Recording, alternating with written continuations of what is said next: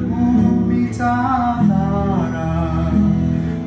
सागरी थेंब भव्य प्रेमच भारी आईची झोपडी प्यारी जमीन नको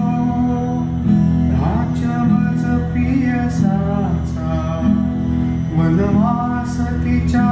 जरी वनीचा मुलगिने व्यर्थ हे आता बहुजीवन गगन